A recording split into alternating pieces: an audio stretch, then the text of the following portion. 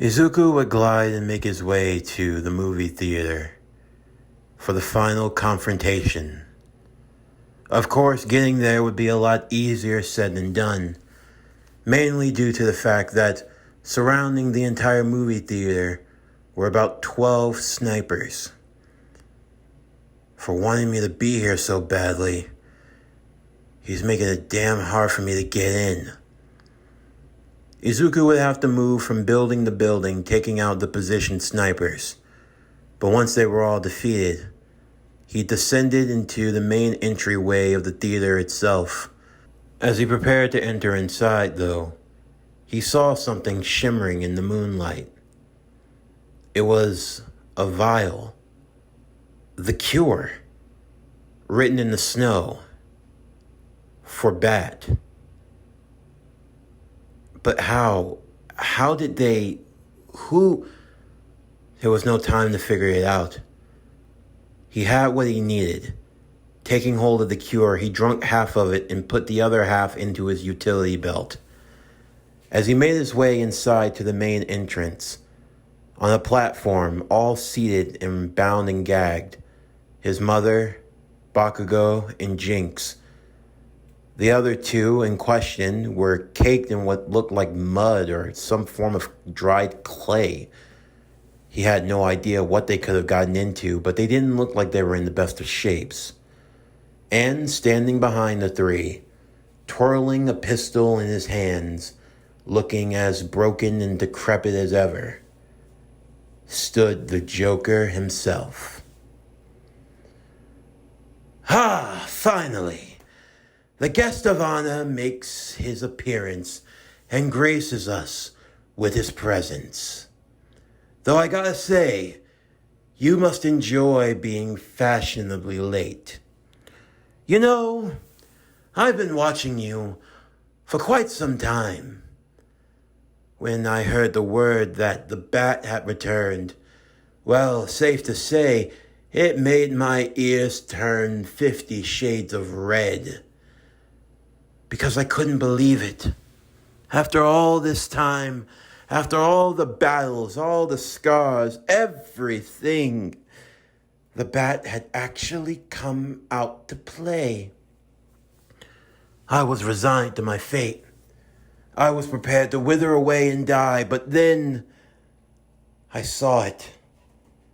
Of course, I was disappointed, because I soon realized it wasn't the bats that I knew and loved. Instead, it was an imposter. Someone trying to play bats. But you can never play the Batman. No. The Batman is far more, far greater than anything that you could possibly comprehend. And for the longest time, I couldn't figure it out. I couldn't. It wasn't about your secret identity, Izuku. No, nothing like that. I couldn't figure out why I hated you so much. What I didn't like about you. And then it clicked. You're not the bat. But that's not fully what I mean. You're not the bat in the sense of there's no darkness inside of you. You've never been broken. You might have been battered, beaten, bruised, but you've never been broken. No. That's the key. I saw it with all of his sidekicks. The boy wonders, the girl bats, everything in between. They were always different. There was always something. I couldn't quite put my finger on it. And I realized that there's no black in your heart. That's why when I learned who you were, from a well-dressed eye-patched fellow, I knew I had to see for myself. And sure enough, you gave me quite the wallop the moment you saw that I had your mother. And that's when I knew. That's when I knew that this was your trigger. This is what was needed. You love her, don't you? Losing her, it would break you. The universe has gifted me an opportunity to finally break the Batman. But before we get into all of that, I need my cure. Izuku reached for his utility belt. As soon as he pulled out the vial in question, he felt himself being slammed in the back by what seemed to be clay. It was then that he saw another Joker, one more primed and healthy. Imitating yours truly for one night only, the ultimate stand-in, the once-in-a-generation performer. I give you Clayface. And I gotta say, he does a hell of a job. The Joker in question would then turn into the monstrous Clayface. Izuku had read his profile in the Batcave, and from there he had learned all that he needed to know. Of course, why Clayface chose to get involved, for what he would call the performance of a lifetime, that mattered little to Izuku. As Clayface would transform into a giant mud ball speeding right towards him, shooting out mud projectiles and attempting to hack and slash at him, grabbing hold of the cure, Izuku knew that he'd have to find a way to incapacitate him. He then remembered the freeze grenades that he had been given by Freeze. As he took hold of them, he slammed all the cartridges right into the chest of Clayface. As they continued to fight and tussle, the Joker, seeing an opportunity, would descend from the platform, attempting to grab hold of the cure. Of course, Izuku wasn't done there. He emptied the payload of his explosive gel along with the freeze grenades, causing Clayface to puff up and cause a massive explosion, sending bits and pieces of him stunned and half-froze everywhere, along with collapsing the floor beneath them, landing them down under into what could only be described as a hall of mirrors, caked with clay. The Joker, getting back to his feet, would be less than satisfied of the situation. Ugh, disgusting. Oh, really, Clayface, couldn't you be more professional? You've gotten it all in my hair. The cure. The Joker looked around, attempting to see where the cure could have landed.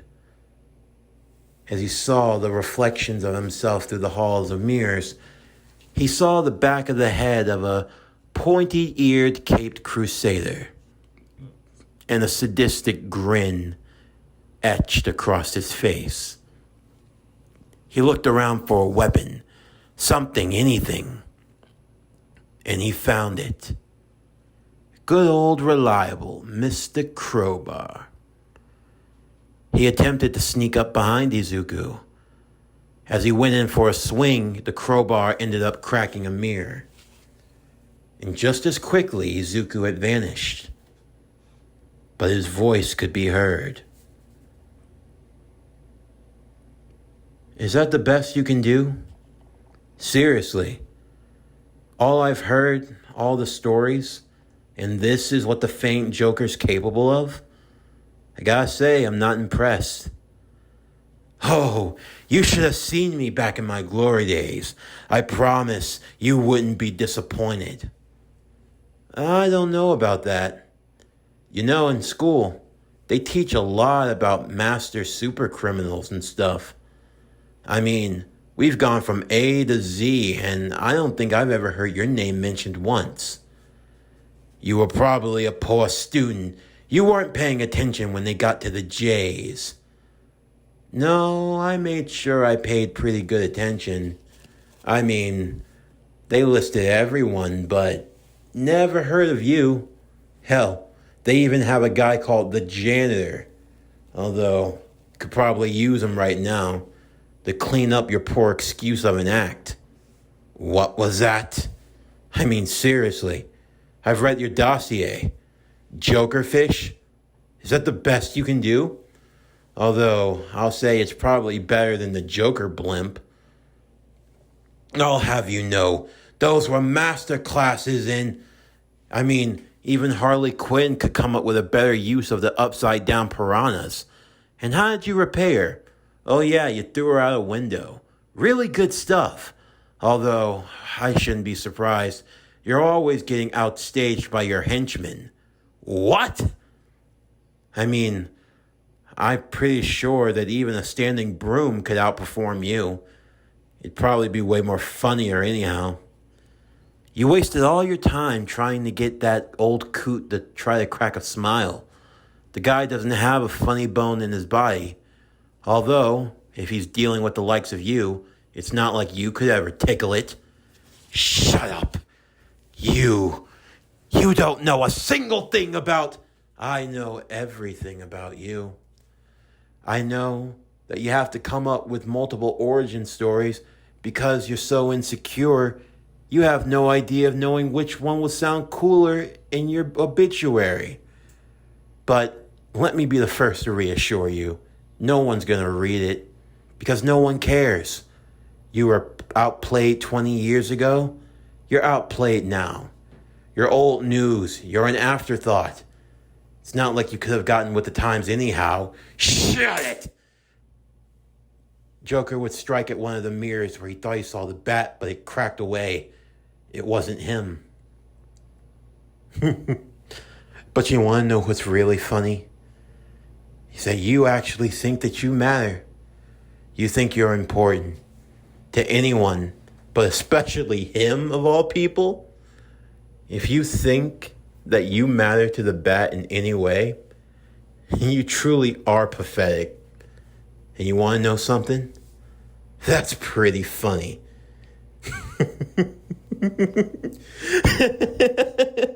Shut up. I said shut up. Shut up. Stop laughing. Come on.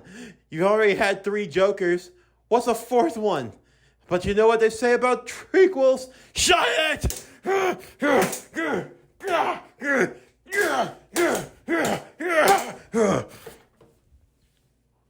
He would break away at each of the mirrors until there were none more left.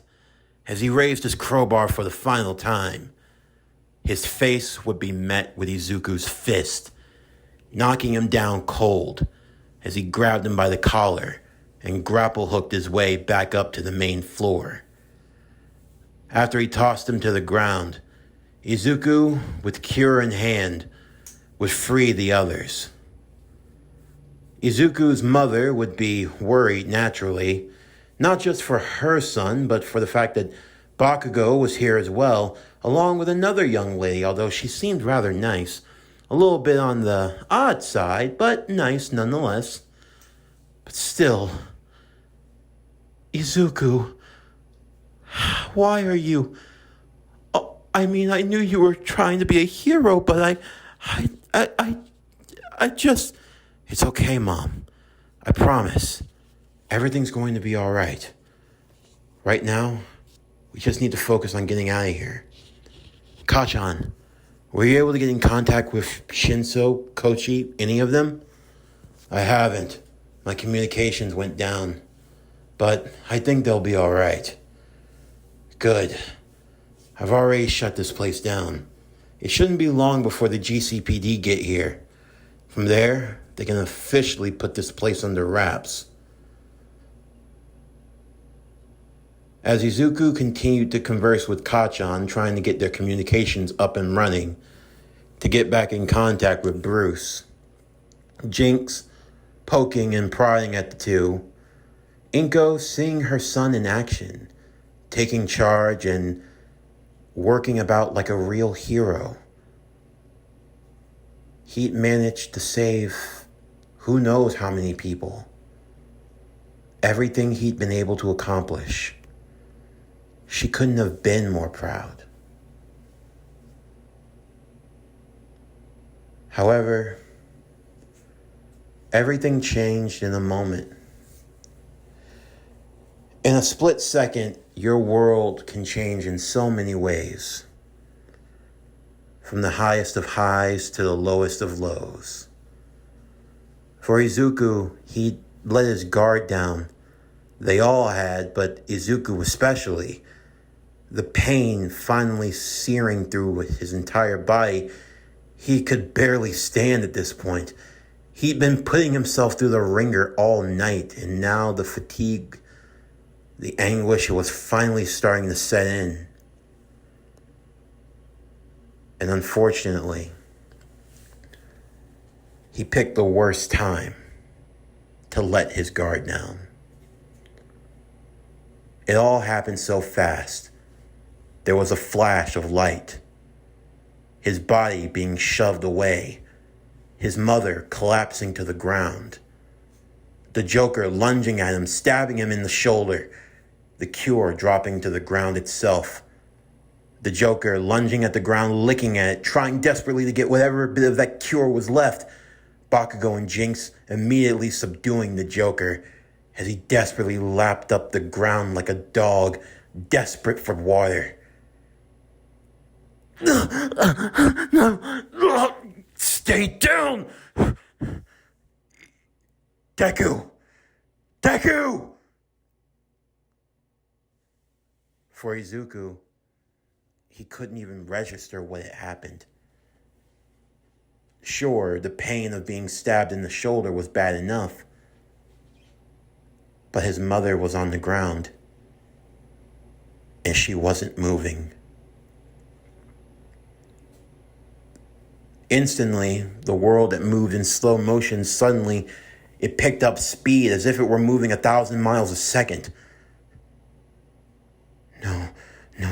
Mom, oh God. Izuku saw the blood starting to soak into her shirt. He immediately picked her up and rushed to the door. For the Joker, he gasped, desperately trying to clutch his last breath as it faded from his body, as he watched Izuku run away. Even in the face of the end, he couldn't help but smile.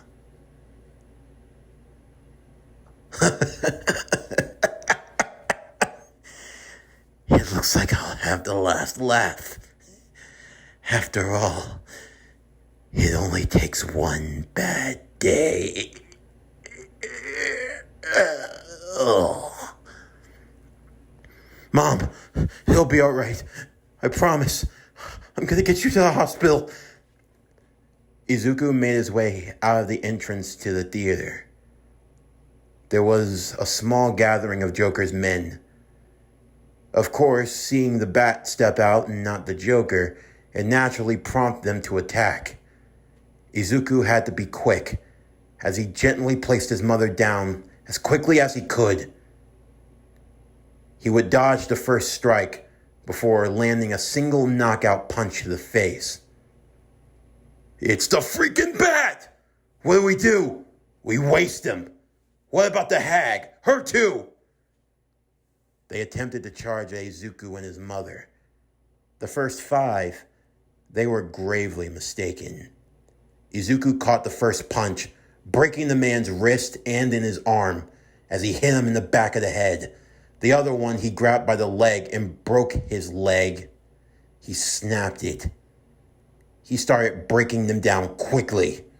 One of them got too close to his mother, and he delivered a swift kick to the gut before slamming his face into the concrete. You come anywhere near her, and I swear to God, I will break your freaking neck! The doors of the theater were burst open. Bakugo channeling his explosions into the crowd of people, and Jinx using her power as well to send them back. We'll hold them off! Just go!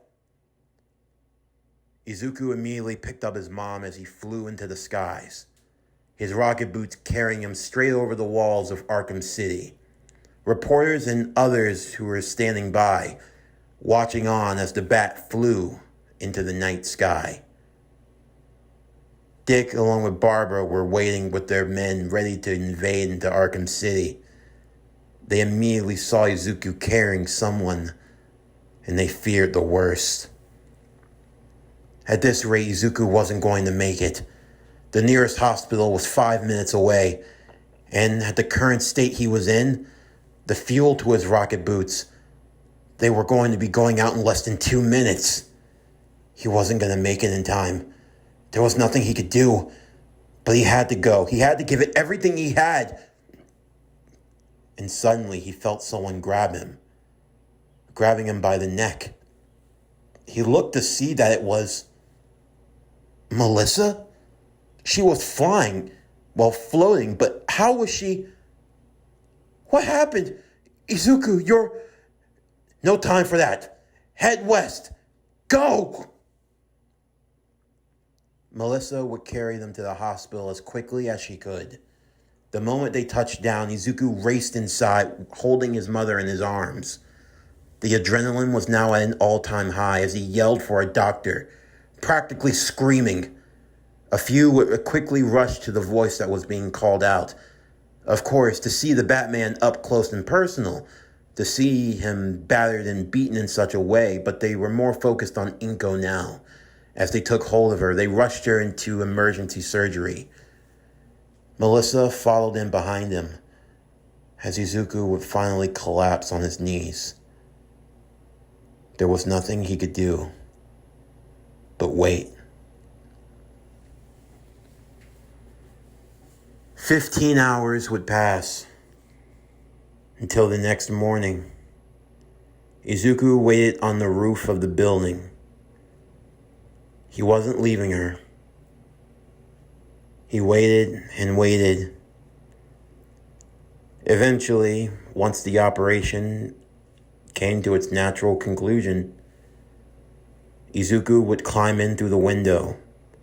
Due to hero confidentiality, they had to make sure that his identity was secure. Izuku throwing off his mask as he looked to the doctor for help. How is she? Is she all right? Please, what happened? Mr. Midoriya, how is she? Please. She's gonna be okay, right? Isn't she?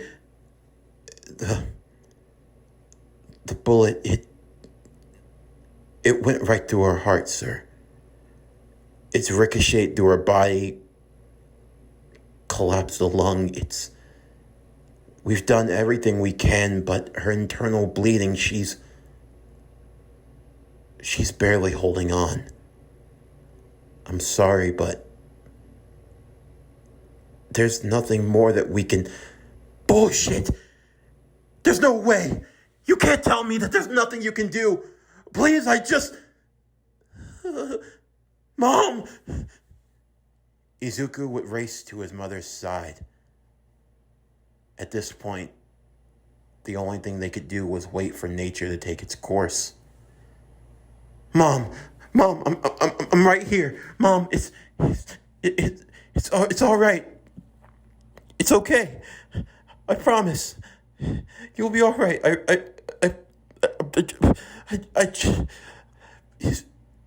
Izuku, Mom, I'm right here.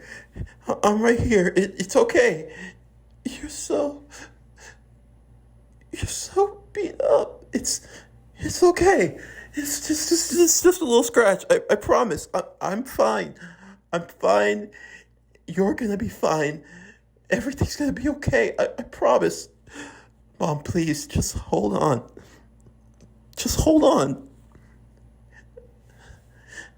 You'll be okay, Izuku.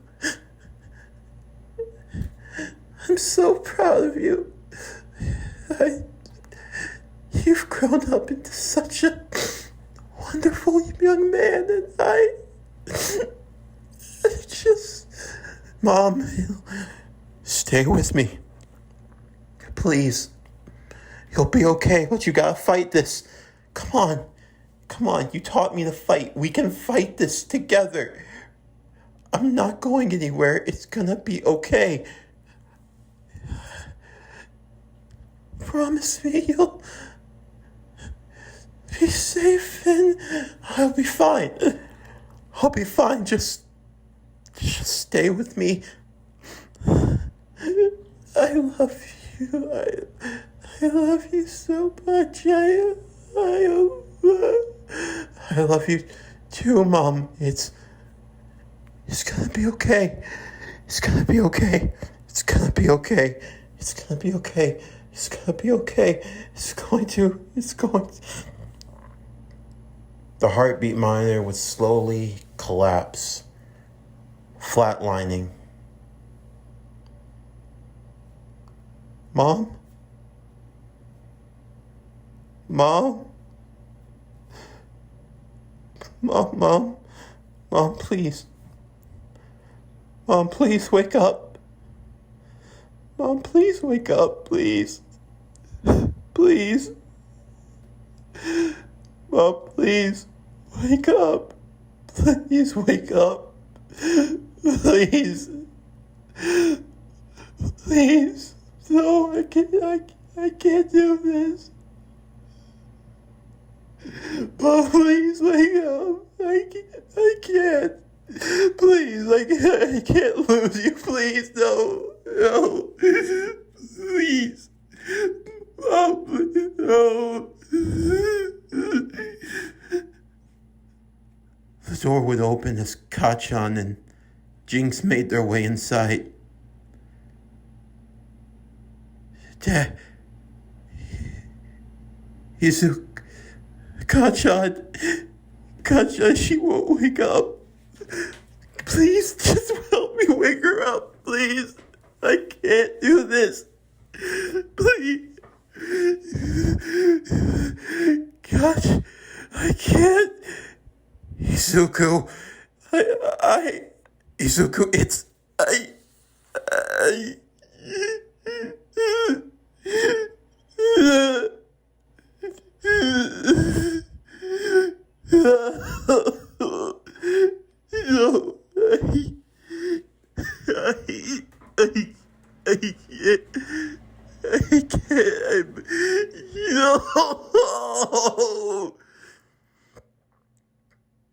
He fell into the arms of both Bakugo and Jinx as he became truly inconsolable, his heart truly crushed. Before long, news of Inko's death would reach UA. The students of Class 1A, their heavy mourning only continued. If the loss of Aoyama wasn't enough, what happened to Izuku, it just couldn't be real.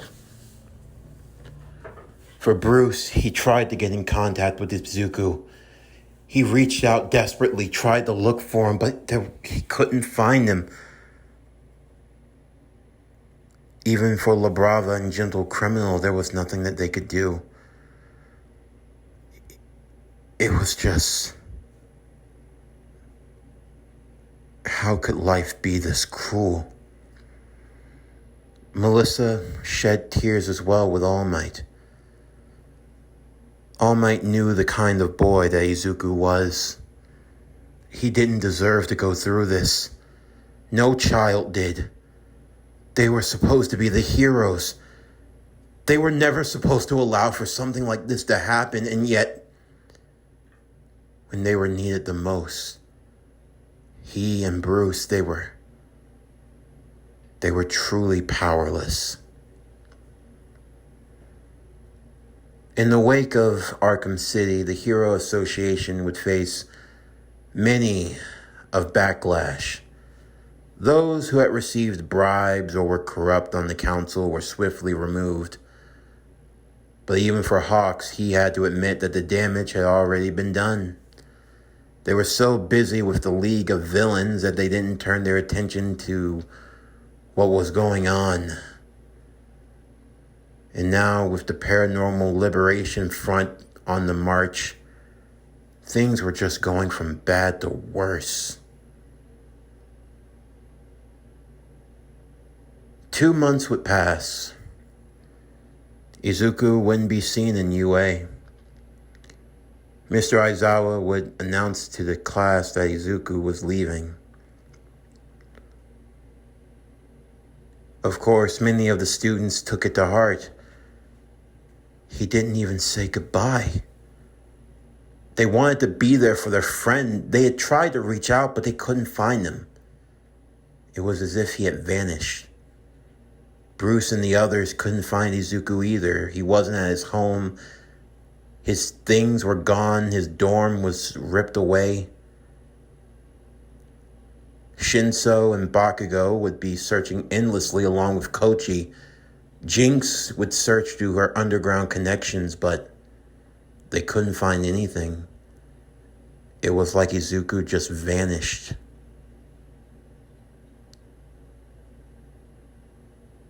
Meanwhile, halfway around the world, in the United States, in the city of New York, an older woman looking out at the sunset sits on the balcony of her hotel room enjoying a cup of tea, when silently and out of nowhere a young man stands on the ledge. I see you've mastered the art of getting in and out without making any noise. Bruce really trained you well. Thank you, Miss Agul. Please, call me Talia. Would you like a seat? A cup of tea? It calms the nerves. And for you, I can understand. You have my sincerest apologies and my condolences for your loss, Mr. Midoriya. Thank you. Izuku would drink some of the tea. It was calming.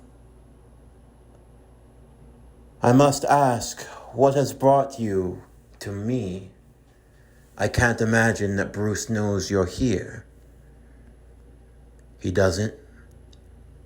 And honestly, I would prefer that he doesn't know. No one. Ah, going rogue. And what has brought you to my presence? I don't know what I can do for you. I need you to train me. Train? And what for? There's a war coming. A war that could potentially decide everything. And I'm not ready the way I am now. Yes, a war is indeed coming. I've known about it for a while now. I must say, though, you are a lot of things, but a warrior you are not. The path you wish to embark, it is not for the faint of heart, Mr. Midoriya. You should know there is no coming back. You wish to go to war with my son. You plan to stop me? Of course not. I have no ties to the League of Assassins. My son has excommunicated me. What he has done I do not agree with, but I do not have the power to stop him. But you think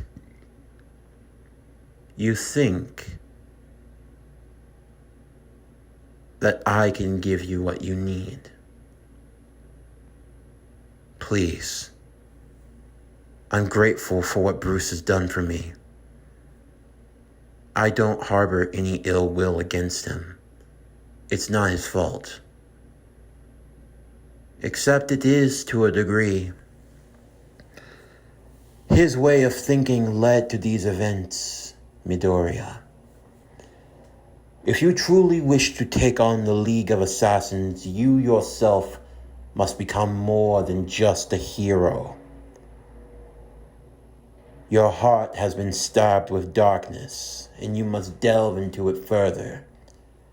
You must look into the abyss to see what type of monster you truly are.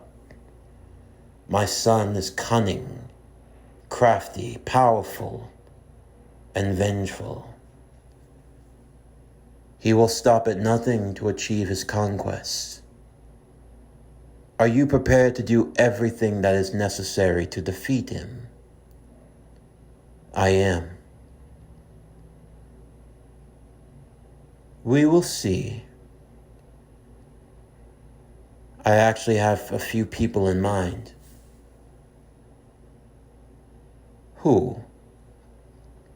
A boy named Azrael and a girl named Cassandra Kane. I want to recruit them. Building a team, an army. An army. You are taking it serious. I haven't heard of this Azrael, but if he's out there, we can find him. As for Cassandra, I've known of her for a while now. She's a good pick. I wholeheartedly agree. Before long, Izuku found himself on a plane, traveling to a secluded area in the Asian mountains. He, along with his two other companions, a few members of Talia's former royal guard, would lead the way through the snowy mountain pass before they made their way to the temple. There, Talia would be waiting, adorned in her royal battle armor. I hope the trip was not too treacherous for you three. Not at all, Azrael would say. It is an honor to be in your presence. Thank you for saving me. I thought that I would be a tool of God, not an instrument for man. I am in your debt. You are not in my debt, you are in his debt. You owe it to Izuku, not to me. Azrael would nod to Izuku. I have brought you all here because soon the war will begin. You will be facing against my son, the greatest assassin ever created, the grandson of Ra's al Ghul and the son of the Batman. If you wish to defeat him, you will need to take everything I teach you to heart, steel your resolve, and remove any notions of mercy. If you do not come at him with the intent to kill, you will fail. So, are you sure you want this? I promise you, Talia would say, what I will put you through will have you begging for the devil to take you away, to embrace death. But if you survive, I promise you this, no one will be able to stop you. Izuku looked to her with a fierce look of determination. I'm ready. In the meantime, a rather recluse doctor looked at a container being put into stasis. All we can do now is wait. I have to say, you did good work getting me the Titan. It was no big deal, Twice would say. Me and Toga, it was a breeze. Still, I would have preferred to have kept all 6 containers. But a deal's a deal. I can't believe we had to give 2 to that damn behemoth muscular. He's gonna go on a rampage soon enough, Toga would say. Honestly, I can't wait to see what happens. So what's the deal, Doc? Dobby would ask.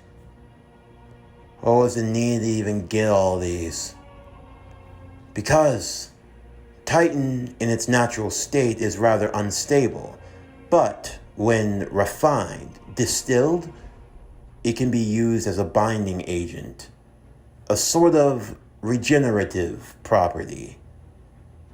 And for what we have planned, my master, he has told me to give everything I have to Tomura Shigaraki.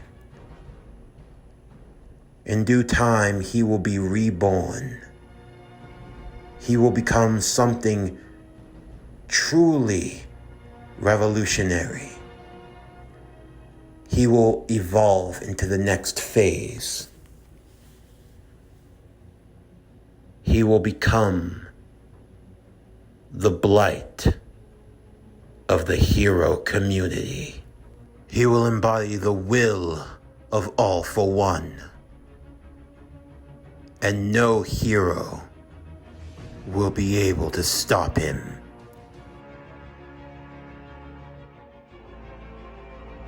This concludes My Hero Academia, The Dark Knight Returns. What If Deku Was Batman? Season 3, Part 9 of the Arkham City arc, the Season 3 finale. As always, if you enjoyed today's video and everything else that we have to offer, then please don't forget to like, comment, subscribe, share, and hit that bell for post notifications so you can stay up to date on everything that is PowerCore Productions and Podcastings that has to come out now and in the future. As I always say when we get to a series finale, thank you all for your support. Thank you all for following in the journey of The Dark Knight Returns. And stay tuned next week as we continue more into the world of anime and DC Comics. But until then, that's going to do it for the end of today's video. I'm Javon Harrington with PowerCore Productions and Podcastings. Signing off, and I'll see you next time.